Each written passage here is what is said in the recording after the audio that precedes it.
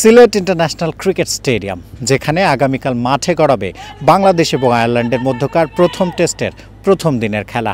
প্রথম দিনের আগে বাংলাদেশের একাদশটা কেমন হবে সেটা জানার আগ্রহ অনেকেরই। তবে একাদশের মোট ৮টা জায়গায় কিন্তু অনেকটাই সেটেলড।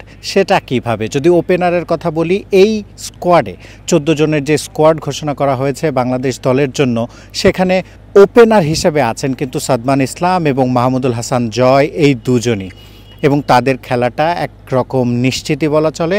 সাদমান ইসলাম তিনি বেশ ফর্মে আছেন।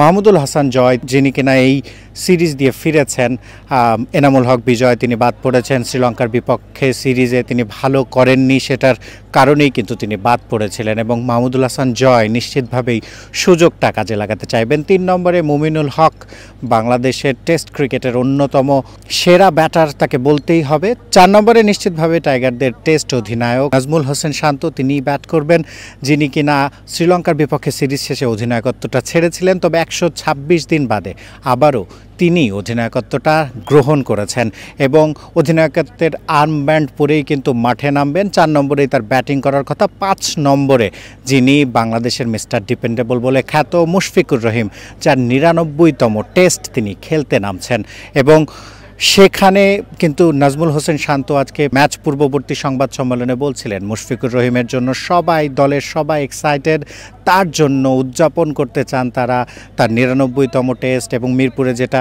তার 100তম টেস্ট হতে চলেছে সেখানে তারা দলগতভাবে উদযাপন করবেন এবং তাকে উদযাপনের উপলক্ষ এনে দিতে চান, এবং সেটাই সমর্থকরাও আসলে দেখতে চাইবে। 6 নম্বরে যদি বলি, উইকেট রক্ষক ব্যাটার লিটন কুমার দাস, তার জায়গাটা পাকা, তিনি তো আছেনই। 7 নম্বরে দলের অলরাউন্ডার মেহেদী হাসান মিরাজ, তিনি দীর্ঘদিন যাবৎ বাংলাদেশের টেস্ট দলকে সার্ভিস দিয়ে চলেছেন এবং পারফর্ম করেছেন। বল হাতে পারফরমেন্স তো করছেনই, তার সাথে সাথে লেজের দিকে ব্যাটারদের নিয়ে কিন্তু তিনি ব্যাটিংটাও বেশ দারুণ করছেন।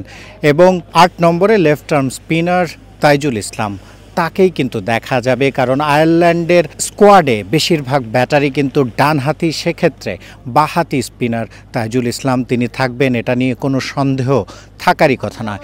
তবে সন্দেহ কোন জায়গাটা জুড়ে, আর 3টে স্পট খালি, যেখানে বাংলাদেশ দল 3 জন পেসার খেলাবে নাকি 2 পেসার এবং 1 জন স্পিনার খেলাবে, সেটা নিয়েই কিন্তু একটা আলোচনা হবে টিম মিটিংয়ে।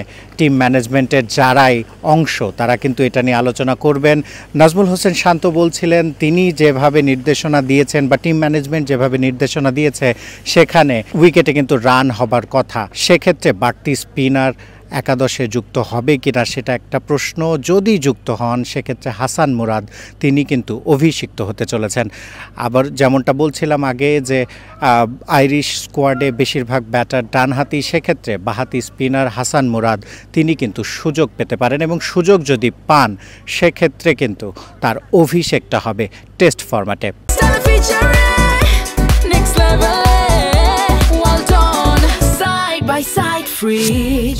বাকি 2 পেসার, যদি 2 পেসার খেলানো হয় সেক্ষেত্রে হাসান মাহমুদের সঙ্গী এবাদত হোসেন বা নাহিদ রানার যে কোনো একজন হবেন, এবং যদি 3 পেসার খেলানো হয় সেক্ষেত্রে হাসান মাহমুদ, এবাদত হোসেন এবং নাহিদ রানা, এই 3 জনই খেলতে পারেন।